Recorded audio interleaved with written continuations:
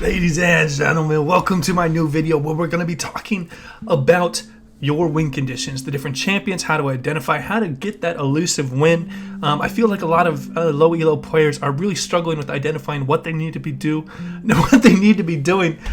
win the game. So this video hopefully will help you. If you have any questions, as always, you can go in the comments and I will get around to them.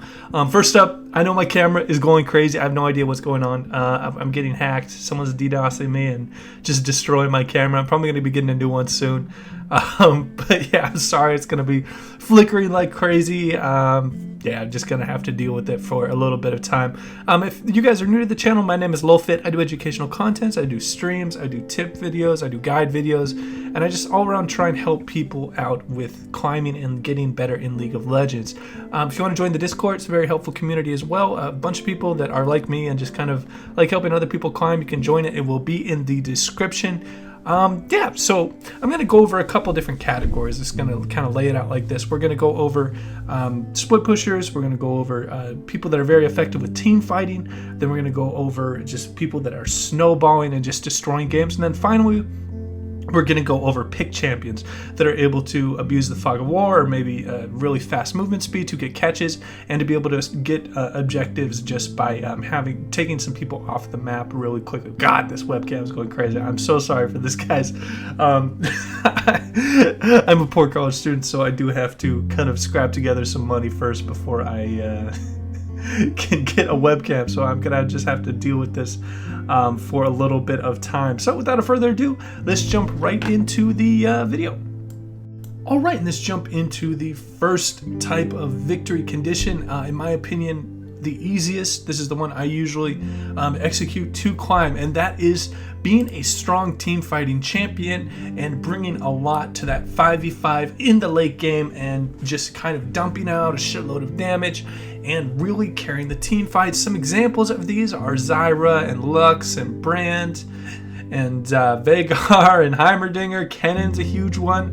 And the way to really get good at these types of champions is to really just play more, understand your ranges, understand the different threat levels of the enemy champions around you, and really look to pick your spots. A lot of these champions have a high amount of AoE damage, and there are long cooldowns on their big all-in ults. So what you have to do is wait for them to engage, use their mobility spells, maybe a Talon jumps in with a Q or a Kassadin R's in.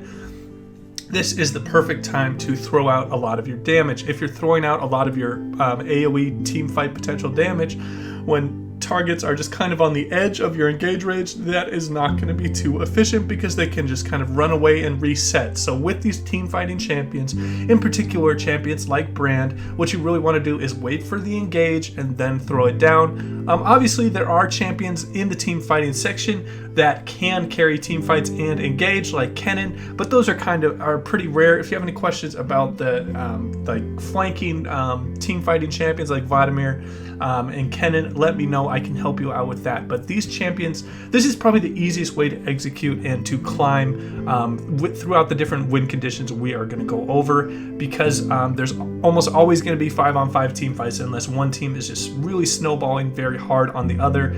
And you're just going to get so much experience team fighting when you play League of Legends, because there are a lot of those going on, that this is the easiest way to climb and to have a clear win condition. It's what people always bitch about in game is like, we just need a 5v5, let's 5v5, group up. This is the person that knows that they just have a victory, that their team has a victory condition of team fighting. If you guys have any trouble identifying what your champion is and what category it falls under, let me know in the comments down below. Yeah, that will wrap up the team fighting champions. All right, and let's get into the second win condition that you guys can really look to use to win your games. So this one is going to be a little bit of a struggle for me to recommend to you guys, because it is really hard to execute in low elos, particularly bronze, silver, where they really don't understand too much what objectives mean and what taking certain towers and the need to apply pressure in certain areas while you're split pushing. But let's go over split pushing. My two personal favorite Split pushers are Alawi and Trundle. I don't play them too much just because I know that I'm a lot better of a team fighter than I am a split pusher. So, just going to review a couple different champions. If you don't know what they are, this is probably the champions I don't even own. So, we are going to go over things like Tryndamere, are going to be very effective split pushers. Nasus, a very classic split pusher. And then the Intine Scion and Jax are all very good split pushing champions. The general rule of what you want to do is make sure you have some deep wards in the enemy jungler around the towers. Say you're pushing top with Nasus, you want to get that a bunch of wards up and top that will show when people are trying to rotate on you. And what you are trying to do is wait to split push until your enemy team is in position to take an objective. So they're around the dragon, they're around the herald, they're around Baron, and what you want to do is pull more than one person over to you while you're split pushing and let your team take that objective and rinse and repeat. Just the general rule of thumb would be that your life is worth more. Or the objective is worth more than them getting one kill on one of their champions. And then obviously if you're able to get away or trade one for one, that is going to be an extremely advantageous situation. So always look to split push at the ideal situations. You do not want to be just really far pushed to like their tier 2 when you have 4 players in base. So I know it can be a little bit of a struggle in low elo. A lot of people don't understand how to play out split pushing games, but just make it as easy for them as possible. Just don't split push until you see people in a position to take. You can be waiting in a bush, maybe do a bush trap for the one-on-one, and they're very rarely going to be setting up multiple people when you're just sitting in a bush with a control ward and they don't have any vision on you. So please play the split push effectively. This is going to take a long time. It's going to take a long time to learn how to effectively split push. I'd say it's a lot harder than the team fighting and a couple of the other categories we're going to go over, but boy, can it be fun when you get very good at it, because there's nothing really better as a top laner. I played a lot of top laners, just beating someone down one-on-one and just really just taking all the turrets and causing all the attention to come up to you and letting your team just wash over the rest of the map and taking all the objectives. This can be a certain type of playstyle that a lot of people can just kind of, that's the only thing they do, and that's how they like playing League. Completely acceptable. Also another great one is Singed. I forgot to mention Singed is a great split pusher. Generally, you want to avoid team fights almost at all costs, unless you're a little bit of a hybrid. When I think of a hybrid split pusher / team fighter, I think of something like maybe Urgot can do well in the 1v1s and then also can team fight. Also something like Trundle. But in general, you want to be looking to take objectives when your team is doing other things around the map. Another thing you should look at is look to take your split pusher. Say you have a champion pool of a different couple champions. If you see a team that is very effective with disengaging, this is an amazing time to pick a split pusher, because they can create such a gap or such a large amount of time for you to split push if they're able to just disengage all ends. Champions like this include Poppy, champions like Zyra, champions like Nami that have a really big disengage and allows your team to run back, things like Braum. So make sure you're taking you're taking the split pushers in the correct setups. Also, it's generally not too safe to blind pick your split pushers, because all champions have counters, and if you're unable to beat the person in the 1v1 at any point in the game, you're going to be really ineffective in the team fights. So I would recommend, if you do enjoy playing split pushers, just get one champion to a point where it doesn't really matter if you get counterpicked. You can just beat them over the head of experience, so that's going to take a really long time. It's going to take a lot of games. Or just always use your split pusher as a counter pick to particular champions, so you can effectively take those 1v1s and snowball them very hard. If you have any questions about split pushing, I feel like I have a decent understanding, even though I play mostly hybrid split pushing champions like Trundle and Urgot. I feel like I can help you out, particularly if you're in bronze, silver, or gold. I can really just kind of hammer down some fundamentals with you if you have any questions. So that will wrap up this section of teamfighting. All right, and let's go over the hardest to execute win condition. Now, I'm not saying this as a 5% chance you can win with this win condition. I'm saying that this is probably, for a low elo average player in bronze and silver, it's going to probably be around a 45 to maybe 50% win ratio when you play these type of champions. Due to their very inconsistent nature, you're not going to be able to consistently carry games with them, so it's going to lead to a lot of coin flips. Either you just dumpster everyone, or you get dumpstered yourself and you get rolled over. Champions that really pop into mind when we talk about snowballing are things like LeBlanc, things like Akali, things like Pantheon, things like what else we got here? There's so many that are just really snowbally. Things like Zed, Shaco, that really need you to perform at a high level consistently to snowball a lot of lanes. Particularly, these champions really rely on getting a lot of resources and being ahead of the enemy. Talon's another one right there. Sorry, this camera.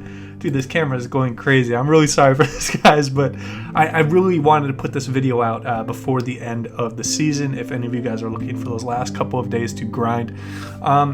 So if you enjoy snowbally type of champions, what you need to do is just put in a shitload of games. You need to beat people over the head with the experience you have in the lane, and that is how you consistently snowball. Is you just know the matchup so well. You're able to optimize. You're able to take like completely offensive runes. You take a long sword and you just beat them over the head with experience. This is obviously a very attractive and fun playstyle. I don't think I play a single extremely snowbally champion outside of these two a while back in the earlier season when I was just playing Wukong and Nocturne in the mid and top lane. They required a bit of a snowball, but they had a little bit of fallback in team fighting. What you want to do if you play a really snowbally champion is just don't play a bunch of different ones. Just focus on one or maybe two and get really good at them. If you have any questions about your particular snowbally champion, or if I told you it falls into this category, let me know. This is where a lot of people get in trouble. I've probably done about 300 to 400 OPGG reviews. A lot of them are people that are in low elo that are struggling with a 50% win rate on a snowbally champion. One that comes to mind and always comes to mind when I think of this is Yasuo. They get addicted to the champion because they just absolutely dumpster their lane and they just destroy certain games, but then they're like, oh, my teammates were shitty in this other game where I was unable to carry, and then they blame their team on they blame their team on the games that they lose, and they credit themselves on the games that they win. And this is a very vicious cycle that can really hurt your ability to climb. You have to really be reflective on your game afterward and what you could have done better. So yeah, just be very cognizant that do not fall into the trap of playing these really high skill cap assassins, and just understand that you need to really be able to dominate like 90% or maybe 80% of lanes and snowball on them to climb very quickly on your account.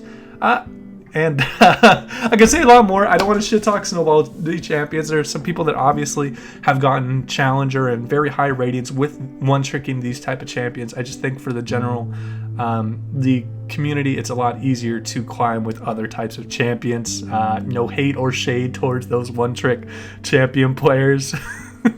So, all right, I'll wrap up this section. All right, let's jump right into the pick champions. Now, these are a very particular set of champions that are able to just CC them or put your enemy in a very disadvantageous position. That was a mouthful. And really just allow you to get objectives around the map.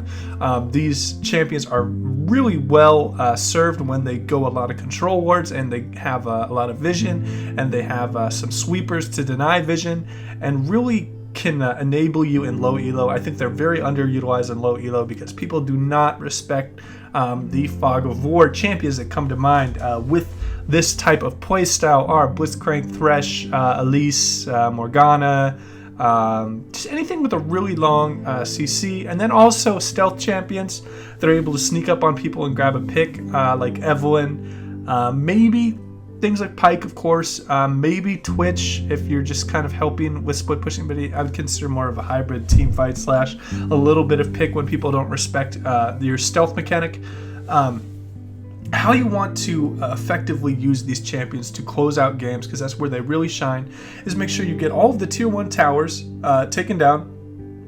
ward the jungle, and then sit in bushes or sit in areas where there is a high amount of champion traffic, and where they're going to be going to maybe ward a dragon or maybe get a very important buff like red buff. This is going to be where you shine. If you have any questions of where some good spots would be, I can help you guys out with that as well. But really look to emphasize and use these pick champions in a way where you are getting everything on your side before you engage on 5v5s. Obviously, pick champions can work in team fights, but they're not going to be as effective as they would be by just sitting in a bush and getting a pick and then rotating around the map to an objective, maybe getting Baron, maybe getting Dragon, maybe getting another tier 2 tower. These champions are great for closing out games. They might struggle a little bit when your team is behind, but what you need to do is really look to be as proactive as possible. Whether you're a Blitzcrank, maybe you want to roam when your lanes push, you want to roam up to the mid lane. Oh God, this fucking camera, guys! I'm so sorry about this camera just being destroyed.